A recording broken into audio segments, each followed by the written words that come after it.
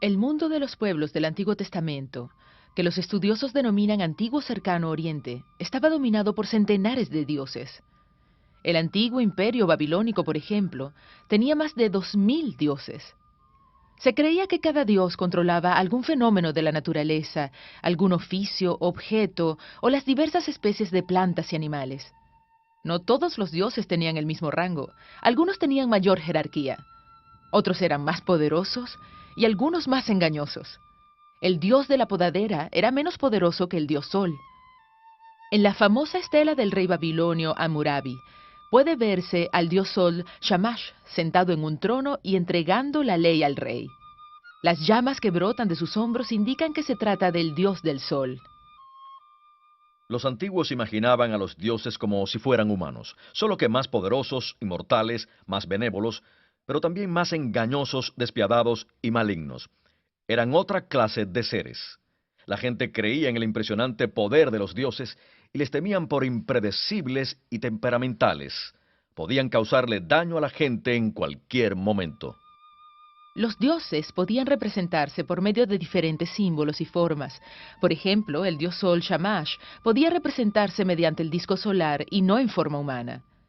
En la estela victoriosa de un rey asirio, que lo muestra ordenando que su enemigo sea atado por la nariz mediante una correa, puede verse también a varios dioses poderosos, protectores del rey, representados por sus símbolos.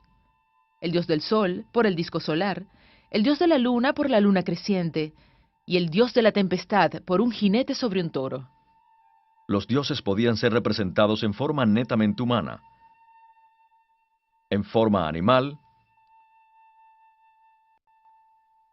o en forma mixta. Ishtar, la diosa madre, a veces era representada como mujer, a veces como leona u otro animal, e incluso como estrella, pues se le asociaba con el planeta Venus, que en el concepto de los pueblos antiguos era una estrella. Marduk, el dios protector de Babilonia, podía ser representado como un ser humano, pero también como un feroz animal mítico. El dios egipcio Horus aparecía como un ser humano con cabeza de halcón. El dios cananeo El se representaba como un hombre con cuernos sobre su cabeza humana.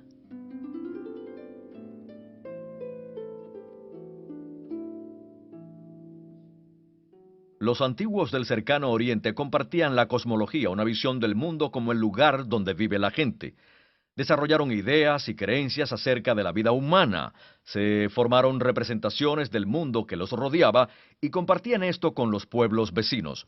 En consecuencia, había dioses de carácter y función semejantes adorados con diferentes nombres en distintas áreas. Por ejemplo, la mayoría de los pueblos asociaba al sol con un dios, pero le daba diversos nombres. La cosmología antigua concebía el mundo en tres niveles, los cuales correspondían a la tierra, el cielo y el mundo subterráneo de los muertos. La tierra era el lugar donde habitaban los vivos. Había surgido de las aguas por la acción del Dios creador. Se creía que era un montículo o círculo en medio de las aguas, al que una bóveda cóncava lo protegía de las aguas de los cielos. El cielo era la esfera de los dioses. Se creía que ellos residían arriba junto al sol, la luna y las estrellas. Se tenía la idea de que las estrellas en el cielo no eran simples luces, sino reflejo de los dioses. El mundo de los muertos, también llamado el más allá, tenía igualmente dioses que gobernaban aquel mundo. El poder divino asociado con el sol era el responsable de sostener el mundo, de mantener el orden y además la justicia. La gente creía que el sol entraba en el mundo de los muertos cuando se ponía en el oeste y que cruzaba ese nivel más bajo durante la noche. Por la mañana dejaba el mundo de los muertos y durante el día retomaba su viaje por los cielos.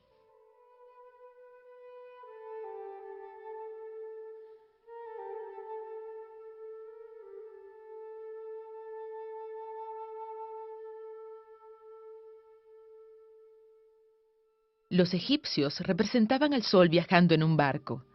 Su viaje nocturno a través del mundo de los muertos era peligroso y repleto de obstáculos. Cada mañana la salida del sol era como la victoria del poder de la luz sobre las potencias de la oscuridad y la muerte. Los antiguos egipcios creían que cuando el faraón moría, entraba en el mundo de los muertos, donde se unía al dios Sol. El faraón también vencía a la muerte y tomaba su lugar entre los resplandecientes dioses eternos. Pero esto solo era posible si su cuerpo se mantenía intacto. Por eso cada rey egipcio construía una pirámide, cuyo propósito era servir de morada para el cuerpo del rey fallecido, y de escalera para que su alma ascendiera lo mismo que el sol del mundo de los muertos al cielo. Al principio, los egipcios creían que solo los reyes podían volverse inmortales al unirse al sol, pero después surgió la idea de que también los plebeyos podían ascender a los cielos. En algunos ataúdes pueden verse imágenes del ritual en que las almas eran pesadas en el mundo de los muertos. De las almas muy pesadas se alimentaban los monstruos, pero las que eran aprobadas en el juicio ascendían a los cielos. Para los antiguos pueblos semíticos, el mundo de los muertos era el destino final para todos, ya fuera bueno o malo. Esa creencia del antiguo Israel se refleja en muchos pasajes del Antiguo Testamento. A ese lugar lo llamaban Seol. Seol se creía que era un lugar tenebroso e incómodo, bajo la tierra, donde dormían los muertos. Por su posición en el cielo durante el día, el dios Sol podía ver lo que las personas hacían. Luego, durante su viaje nocturno por el mundo de los muertos, realizaba una reunión de consejo con los ancestros y les contaba lo que había visto. El consejo decidía qué castigo debían recibir los malos. El dios Sol usaba las vísceras de ovejas y cabras, en particular el hígado, para comunicar cuál era la decisión correcta para castigar a los malos. En todo el antiguo cercano oriente, el examinar el hígado de un animal sacrificado era uno de los principales métodos para hurgar en el futuro y saber qué medidas podrían tomarse para protegerse de la mala fortuna. En las excavaciones de templos en todo el cercano oriente, se han hallado réplicas de hígados.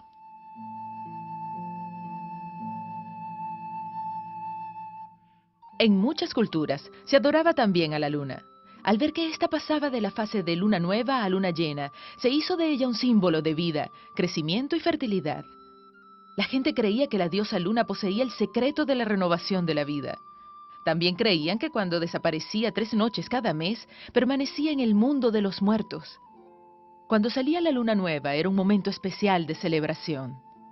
La gente le ofrecía sacrificios a la diosa luna y a sus ancestros. Es importante comprender que la Biblia hebrea representa la postura oficial de la religión yavista, que se mofa de la adoración a otros dioses que no sean Yahvé.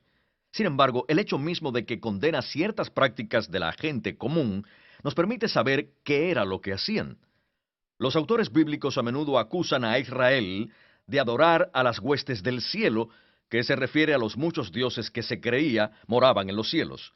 La Biblia hebrea menciona a varios de ellos. Incluso la veneración a los antepasados muertos era una práctica normal en la religión popular israelita.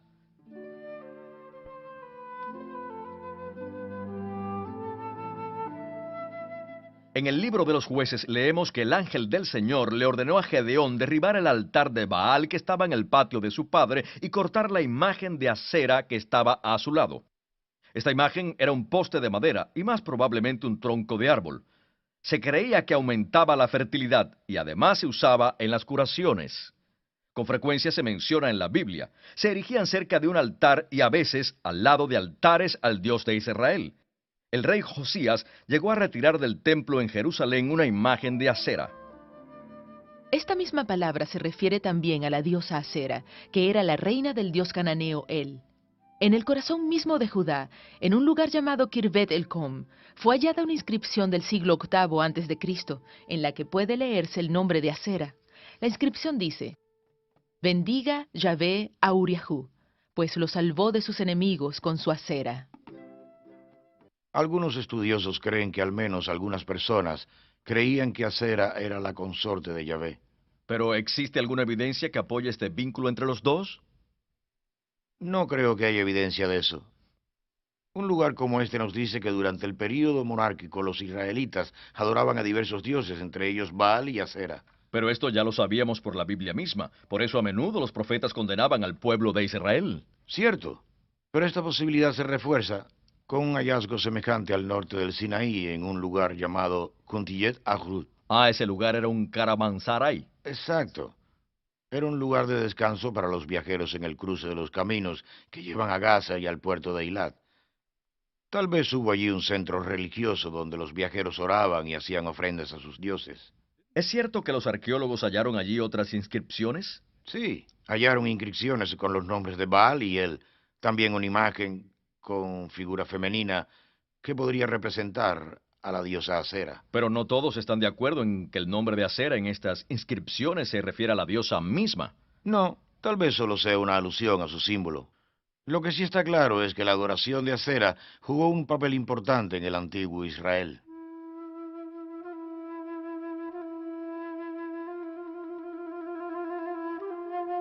Acab, rey de Israel, construyó un templo de Baal en su capital Samaria. Su mujer, Jezabel, que era una princesa fenicia, promovió activamente el culto a Baal. El Baal que Jezabel adoraba era probablemente el Baal de Tiro, un dios fenicio. El texto bíblico a veces se refiere a los Baales en plural, lo cual da la impresión de que había más de un Baal. Sin embargo, el plural se refiere a los muchos centros de culto locales en los que se adoraba a Baal. Este dios era también conocido como Adad, y sus adoradores lo veían como un solo dios poderoso y como el rey de los dioses. Se le asociaba con las tormentas, la lluvia y el trueno, y se creía que era violento y al mismo tiempo tierno. Sus lluvias fertilizadoras eran la principal fuente de vida. A Baal se le representaba en forma humana como un guerrero con armas letales y en forma animal como un toro o becerro. Este templo cananeo del dios Baal fue descubierto aquí en Azor, ¿Cómo sabemos que estaba dedicado a Baal? porque hallaron aquí una columna de basalto con un emblema del dios, 4 rayos dentro de un disco. ¿Fue esa la única evidencia? No, también hallaron varias imágenes de un toro, símbolo universal del dios de las tormentas.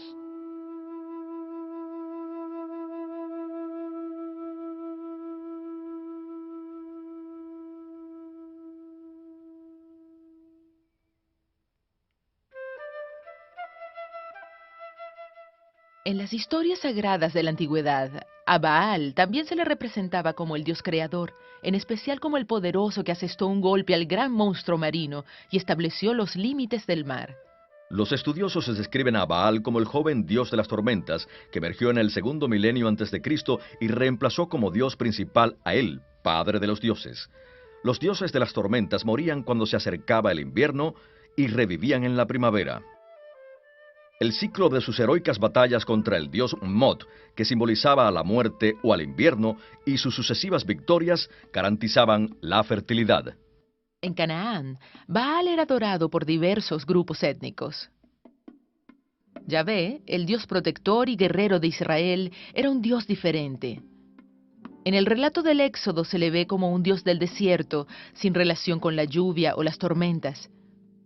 Cuando las tribus de Israel se establecieron en la zona, por el año 1200 a.C., se sintieron atraídos al dios de las tormentas que adoraban sus vecinos.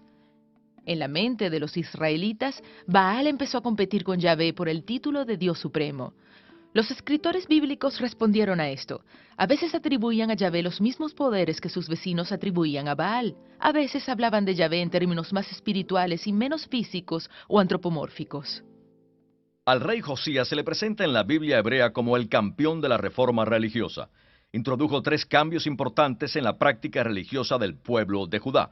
Purificó el templo, abolió los Balmod y prohibió el sacrificio de niños. La purificación del templo debió ser espectacular. Josías retiró varios objetos de culto, incluyendo una imagen de acera e imágenes de caballos. Las imágenes de caballos se usaban en la adoración de un dios relacionado con el sol, al que tal vez se le daba el nombre de Yahvé. El dios sol a menudo era representado viajando en un carro alado y tirado por caballos. Cada aldea y pueblo en Israel tenía su propio bamá, o lugar alto para sacrificios. Un bamá podía ser simplemente un altar pequeño, pero también podía ser algo más complejo, como un templo con varios altares, vasijas para agua y otros objetos. El rey Josías destruyó los bamot y de esta manera centralizó la adoración de Yahvé en Jerusalén. Esto permitió controlar la adoración de Yahvé y supervisar lo que sucedía cerca del altar del Señor. Los santuarios importantes tenían también un templo con la estatua de un dios. En todo el mundo bíblico era común ver lugares de sacrificio al aire libre. En la zona de Lam, los arqueólogos hallaron un modelo de bronce de un lugar de sacrificio al aire libre, el cual data del siglo XII a.C. En Azor se halló un lugar semejante que data de la época de David y Salomón. Si bien por lo general el Bamá tenía un altar dedicado a Yahvé, también tenía matzebot o menires, que tal vez representaban a los adoradores, a sus dioses o a sus antepasados. Además de los sacrificios a Yahvé, la gente ofrecía sacrificios a sus antepasados y a veces hasta deidades locales. También practicaban ciertos rituales mágicos. Al destruir Josías todos los lugares de sacrificio en Judá y al expulsar de aquellos lugares a los sacerdotes, arrancó de raíz las antiguas formas de adoración y abrió el camino hacia una religión en la que solo Yahvé fuera adorado, religión que llegó a predominar en Israel. Aquí en el valle de Hinnom o Gehenna, justo en las afueras de Jerusalén, Josías destruyó también un santuario donde se sacrificaban niños.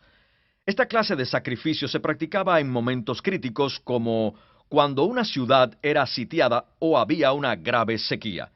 Del rey Manasés de Judá se dice que quemó a sus propios hijos en este valle. La Biblia usa una expresión específica para el sacrificio de niños, hacer pasar sus hijos por el fuego en honor a Moloc. Es probable que Moloc no sea el nombre de un dios en particular.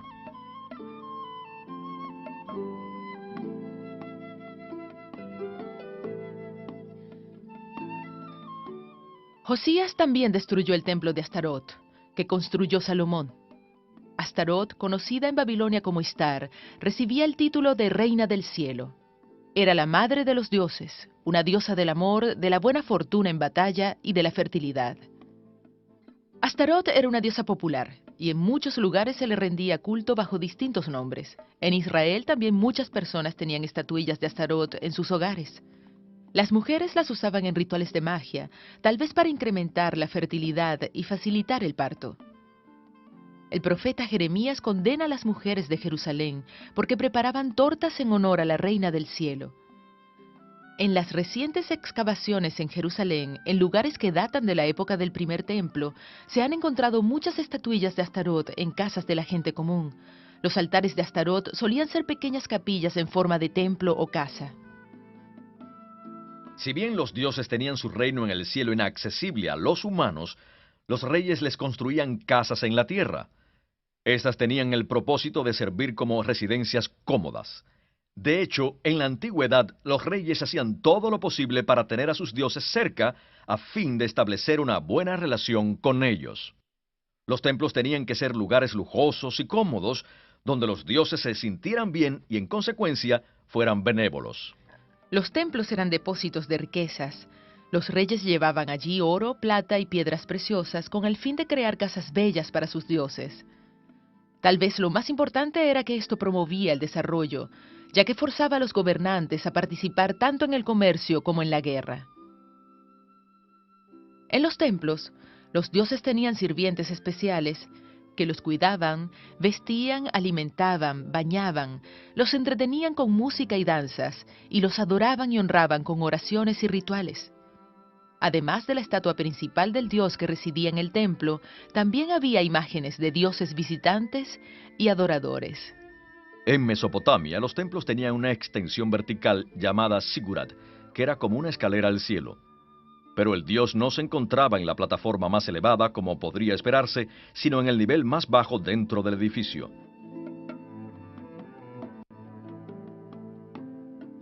La plataforma superior se usaba para las observaciones astrológicas y tal vez se usaba también para sacrificios. Otro diseño para los templos, y el único que se encuentra en Siria y Palestina, se construía en un plano horizontal. También en Mesopotamia había templos de este tipo, con frecuencia junto a un sigurat. El complejo del templo estaba cercado e incluía uno o más patios con altares y fuentes. El complejo a menudo tenía otras edificaciones con varias habitaciones. La estatua del dios se colocaba en la habitación principal y delante de ella había incensarios, mesas para las ofrendas y pedestales de culto para las libaciones. En Egipto, además de los templos dedicados a los dioses, encontramos templos fúnebres ubicados junto a las tumbas de los faraones y de otros dignatarios importantes. Los templos fúnebres no eran casas en las que se alimentaba y honraba a los dioses, sino lugares de culto donde se les hacían rituales a los muertos. Colocar los cimientos de un templo era algo muy serio. Después de un largo ritual, el rey como representante del dios tenía que fijar la piedra angular con una estaca especial. Tanto la piedra angular como la estaca estaban cubiertas de textos y escritos que contenían oraciones, bendiciones y maldiciones. Un rey necesitaba protección de sus dioses. Nada tendría éxito sin la intervención de ellos y procuraba estar siempre en contacto con ellos. Aquí en el Museo de Israel hay una estela de Tiglat-Pileser III, el rey asirio, que conquistó al rey Menahem de Israel. El rey aparece señalando al dios. Un ritual en el que el rey pedía ayuda a sus dioses. Sobre la cabeza del rey se ven los símbolos de sus dioses.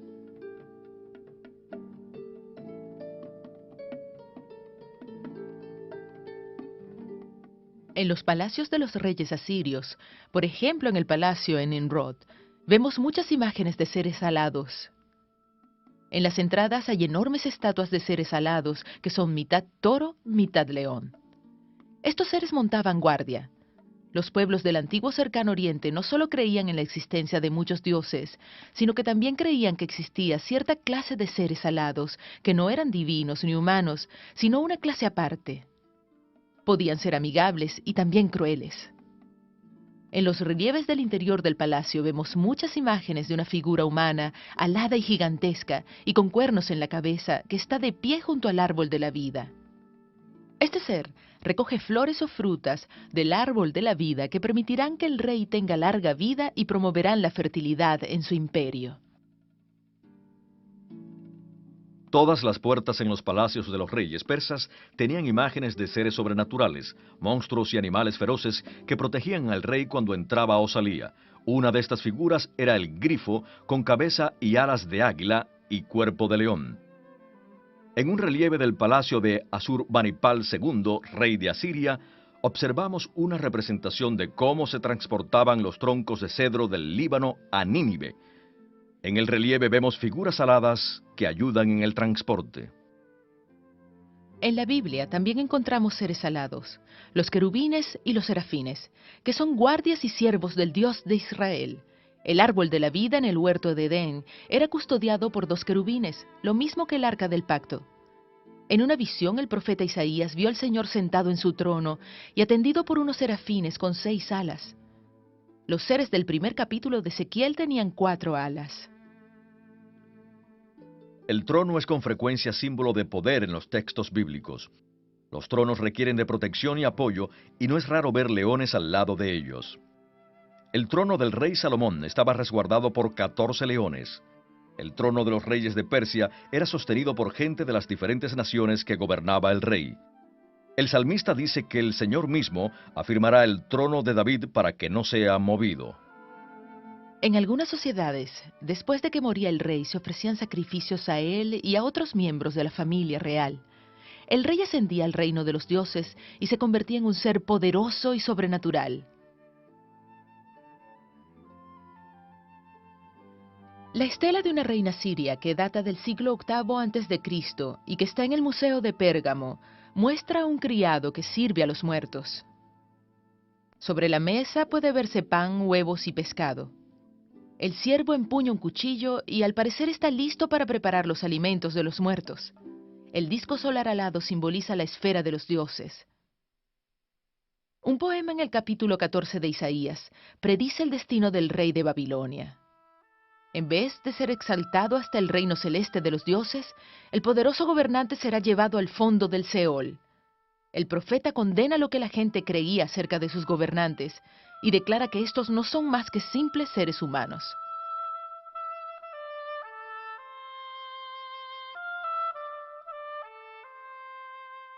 La Biblia menciona varios templos no israelitas para dioses tales como Dagón y Astarot. ¿Hay evidencia física de la existencia de tales templos? Sí, claro. Los arqueólogos han excavado muchos templos antiguos de Israel. ¿Me puede poner ejemplos? Sí, en Tel Casil, cerca de la costa, hay un templo filisteo dedicado a Dagón. Aquí, en Azor, se hallaron dos templos más antiguos del tiempo de los cananeos. ¿Este es uno de ellos? Sí, este era dedicado a Sin, el dios de la luna. ¿Cómo estamos seguros de que la identificación es correcta?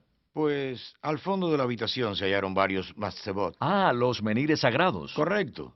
Y sobre uno de ellos y sobre la estatua de un ser humano había dos símbolos conocidos del dios de la luna. ¿Sabemos la función de estos menires? Es probable que hayan representado a los reyes muertos de Azor.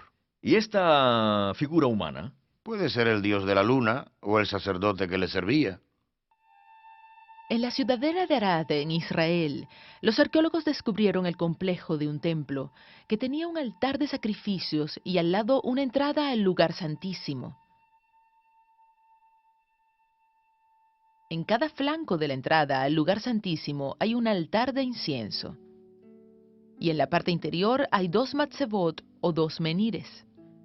Los originales de los altares de incienso y los matzebot se hallan en el Museo de Israel. Este templo es probable que haya estado dedicado a Yahvé.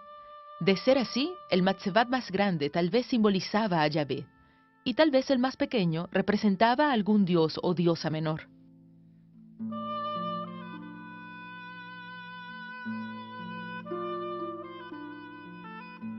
En la antigüedad, el pueblo de Israel sacrificaba animales con frecuencia.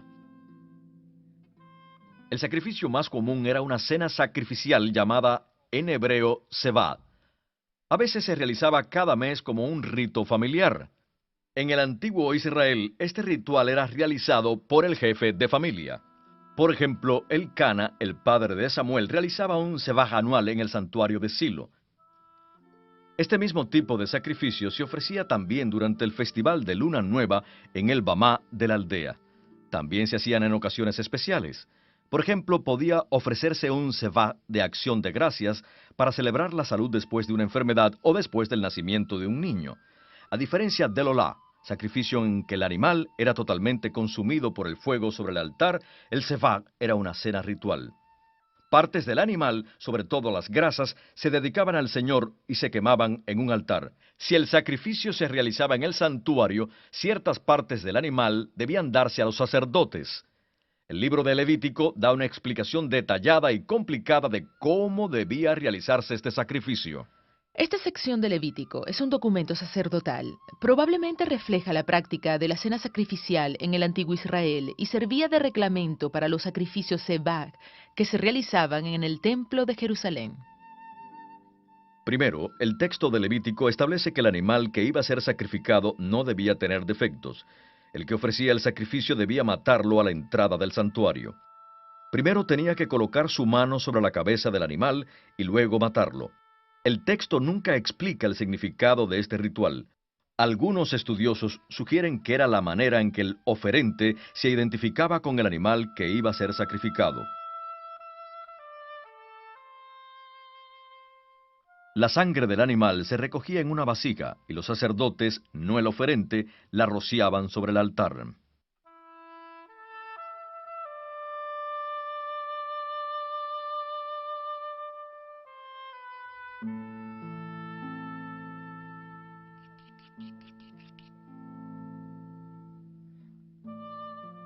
El animal era degollado y ciertas partes se llevaban al altar para quemarlas como un sacrificio de aroma grato al Señor. Toda la grasa que cubre las entrañas, los dos riñones y la grasa que los cubre, y el lóbulo del hígado, que es la parte más grande. El sacrificio era seguido por una cena en la que la familia comía toda la carne, excepto el muslo derecho y el pecho. Estas porciones del animal sacrificado se consideraban especiales y se les daban a los sacerdotes. En tiempos más antiguos, el muslo derecho se reservaba para el jefe de familia. Cuando Saúl fue en busca de las asnas de su padre, se encontró con Samuel en algún lugar de Rama. Samuel presidía una comida sacrificial y le sirvió a Saúl el muslo derecho, honrándolo como jefe de Israel. Posteriormente, cuando los sacerdotes recibían el pecho del animal, practicaban el ritual de mecerlo ante el Señor. El libro de Levítico menciona también ofrendas adicionales de pan y aceite de oliva que acompañaban al sacrificio sebaj. El pan era considerado una ofrenda al Señor y se daba a los sacerdotes.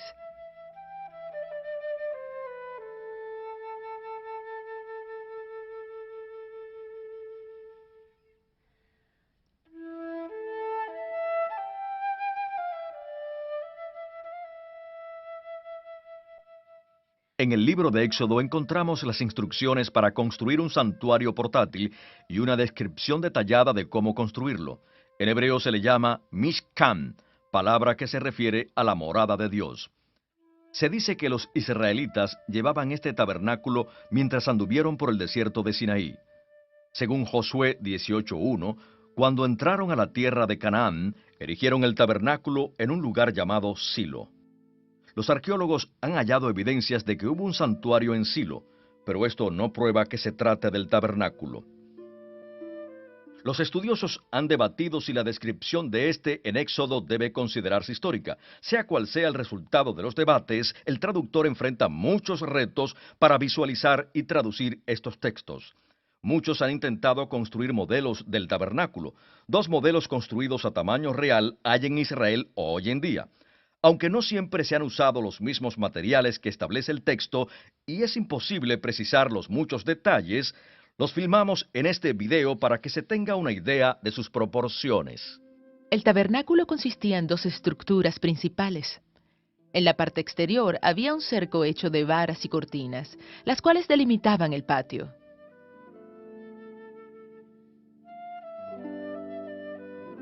Al patio se entraba a través de una abertura en el lado oriental del cerco externo. La palabra hebrea Mishkan a veces se usa para referirse a todo el conjunto. Sin embargo, con mayor frecuencia se refiere solo a la segunda estructura, a la carpa grande que estaba dentro del cerco. El tabernáculo básicamente era una carpa sobre un armazón de madera. Este lo constituían marcos individuales que se iban uniendo. La estructura real del tabernáculo era casi 3 veces más alta y más ancha que el modelo que estoy usando. Cada marco tenía 5 piezas de madera de acacia, 2 piezas largas verticales unidas arriba, al centro y abajo por travesaños. El extremo de las piezas verticales se extendía más allá del travesaño inferior. Esas extensiones cabían en una pesada base de plata del mismo ancho que la tabla misma.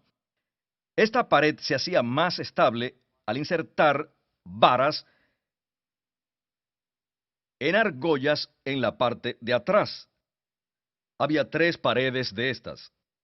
El lado oriental no tenía pared, solo tenía unas cortinas que colgaban de las varas. El tabernáculo estaba recubierto de 4 capas de materiales distintos. La capa interior era de lino bordado. Las figuras bordadas en ella podían verse por dentro en la parte superior y a través de las aberturas en los marcos. Esta capa se extendía por encima de los marcos de uno a otro lado. De este modo formaba el techo y colgaba por ambos lados hasta unos 50 centímetros del piso. Por encima de esta capa iban 3 más, que tenían como propósito proteger los marcos, las cortinas de lino y los implementos dentro del tabernáculo. Al ponerle estas 4 capas encima podía apreciarse un techo plano, no inclinado, por lo que el tabernáculo habrá tenido la apariencia de una caja.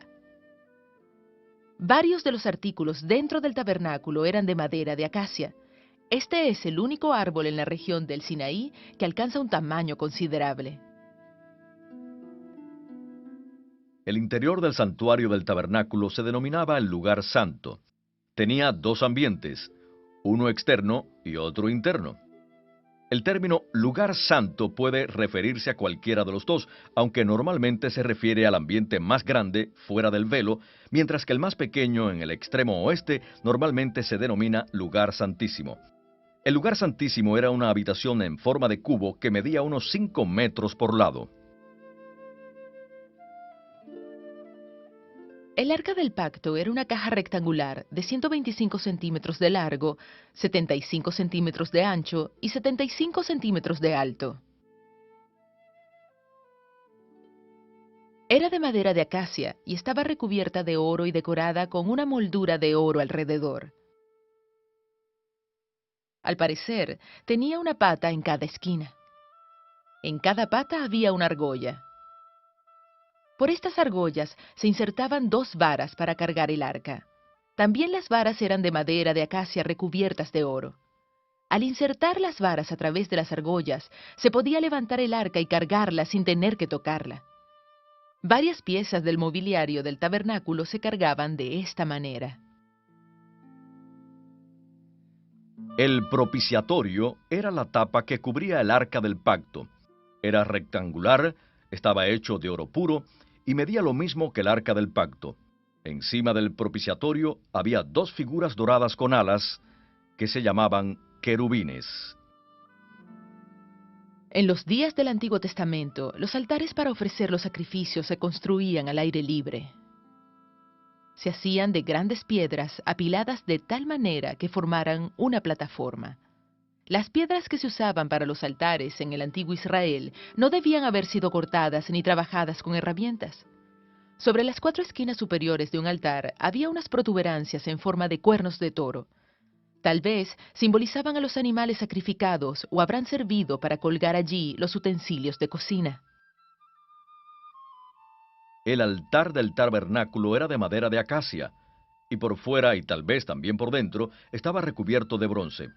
Era hueco y medía como 2,5 metros por cada lado, con una altura de 1,5 metros. En la parte interior del altar había una rejilla de bronce.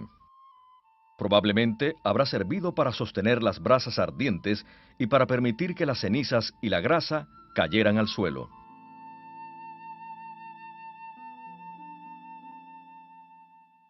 Para quemar el incienso se usaba otro tipo de altar, que era una especie de mesa en forma de caja, hecha de madera y totalmente recubierta de oro.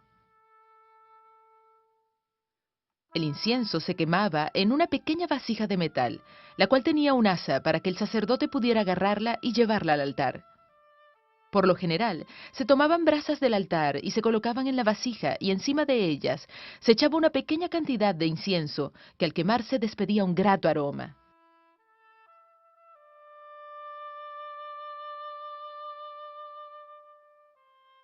Cuando los sacerdotes se disponían a oficiar, se detenían delante de un recipiente de cobre, también sobre una base de cobre.